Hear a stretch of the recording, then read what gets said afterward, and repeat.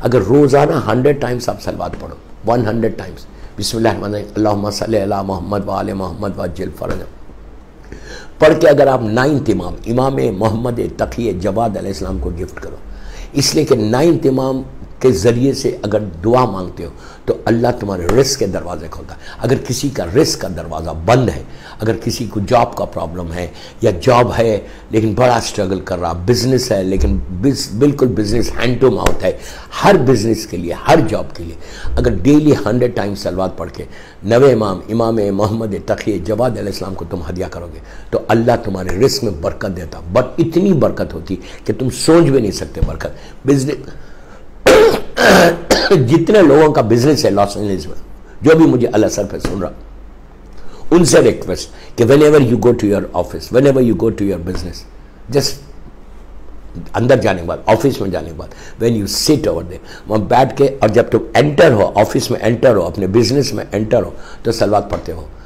इतना ही ना, बिस्मिल्लाह अल्लाहुम्मा सल्ली अला मोहम्मद व आले मोहम्मद वअज्जिल फरज, आहिस्ता आहिस्ता पढ़ते हुए एंटर हो जाओ। Go to your cabin, sit over there और रिसाइट 100 टाइम्स सलवात। और सलवात पढ़ के किसको हदिया करो, किसको गिफ्ट करो? 9th इमाम को गिफ्ट करो। खाली 9th इमाम को गिफ्ट नहीं करो, बल्कि ये बोलो, प्लीज़ गौर से सुनना, ये बोलना कि परवरदिगार ये जो मैंने 100 टाइम्स सलवात पढ़ी है, मिसाल दे रहा हूँ, बिस्मिल्लाहिर्रहमानिर्रहीम अल्लाहुम्मा सल्ली अला मोहम्मद व आले मोहम्मद वअज्जिल फरज, ये जो मैंने 100 टाइम्स सलवात पढ़ी है, अल्लाह ये सलवात ऑन बिहाफ ऑफ माई मरहूम फादर, मरहूम मदर और सारे मरहूमीन की तरफ से, बिहाफ ऑफ ऑल द मरहूमीज। आपको अंदाज़ा नहीं है कि आपने 100 मरतबा सलवात पढ़ के मरहूमीन को अगर आपने गिफ्ट कर दिया तो इसका सवाब क्या है। अब सुनो, 100 मरतबा 100 टाइम्स पढ़ के आप एक सलवात से 10 लोगों का फ़ायदा ले सकते हैं। पहले आपने कहा कि ये सलवात को मैंने गिफ्ट किया है इमाम मोहम्मद तकी जवाद अलैहिस्सलाम को, नवे इमाम को, कि बोला मेरे रिस्क के दरवाजे खोल दे। इसलिए कि 9th इमाम का लक़ब है जवाद, नाम है मोहम्मद, लक़ब है जवाद। जवाद के माने है बेमांगे अता करे, बेमांगे, जो सिफत अल्लाह की है वो सिफत इस मासूम की।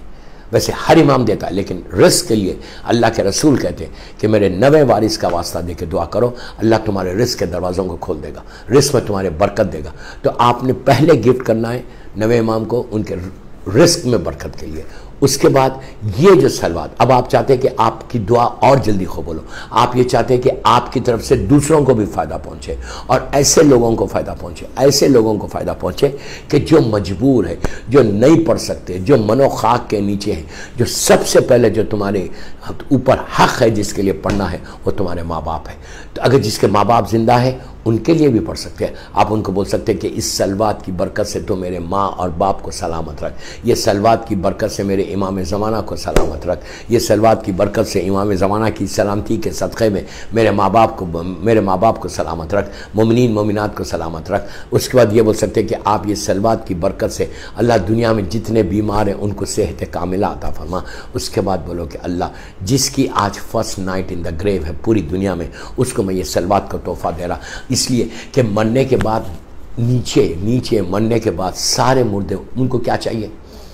तुम्हारे बाप मर गया, तुम्हारी माँ मर गई, व्हाट दे नीड ओनली रहमत, दे need only blessing, what they need down, कुछ भी नहीं चाहिए उनको, ना गोल्ड चाहिए, ना पैसा चाहिए, ना डॉलर चाहिए, ना कुछ चाहिए। What they need only the blessing of Allah, रहमत ऑफ अल्लाह, रहमत। और रहमत को नाजिल करने के लिए इससे बेहतर कोई अमल नहीं, इससे बेहतर कोई अमल नहीं।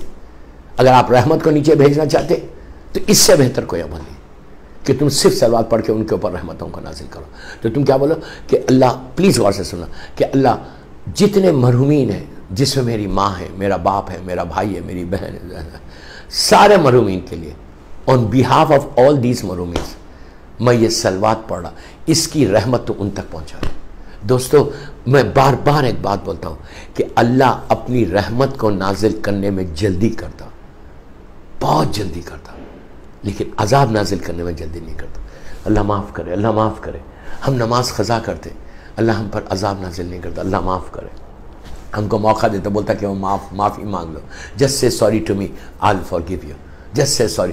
लेकिन ये वही बार बार ये भी बोलता कि मैं तो सॉरी तुम बोलोगे तो मैं तो फॉरगिव करूँगा, but I am expecting from you also कि तुम भी किसी को माफ़ करो। चेक करो, आज 4थी मजलिस है अल असर की, 4th मजलिस है, चेक करो कि तुम किसी से नाराज़ तो नहीं है। तुम्हारे भाई से, तुम्हारी बहन से, तुम्हारे कजन से, तुम्हारे रिश्तेदार से नाराज तो नहीं? बेहतरीन आमाल, if you really want to join the army of इमाम, तुम्हारे पास ये सिफत होनी चाहिए। You should have this quality कि तुम फॉरगिवनेस तुम्हारे पास होनी चाहिए। ये चीज को पता कर लो, तुम कामयाब इंसान हो जाओगे, तुम मोस्ट सक्सेसफुल पर्सन होगे जिससे मौला राजी होगी। फॉरगिवनेस सबसे, इंशाल्लाह कल इस पे बोलूंगा टोटल फॉरगिवनेस कि फॉरगिवनेस कितनी इंपॉर्टेंट चीज है।